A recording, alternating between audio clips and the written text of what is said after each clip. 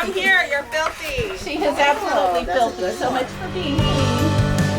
I am Laurea Howell, and I have worked for Saint Alphonsus Health System and Trinity Health for the last 43 years. We live on 26 acres out in Parma, so we've had goats and cows, and we have dogs and lots of cats, and so it's a lot of fun.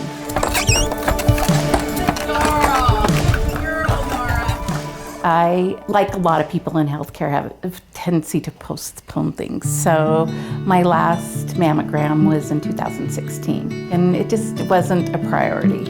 Last May, I decided it was probably time to have a mammogram again and scheduled one. So I went to Eagle, and just for a regular diagnostic mammogram, no symptoms, nothing. I got the news that it did come back as being cancer. I guess my initial thoughts were, like most people, disbelief, and of course, just, I don't feel any different, so how can I be different?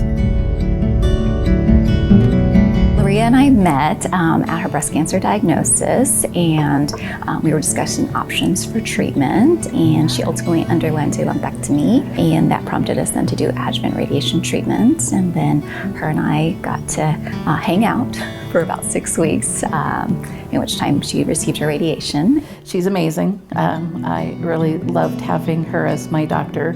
We started radiation therapy the middle of October, and I went for 6 full weeks. She did wonderful during treatment. She actually continued to work full-time in addition to managing her household. So she did a wonderful job. Towards the end of treatment, we did have some skin toxicity with a little bit of a sunburn or radiation dermatitis with peeling, but we were able to manage that.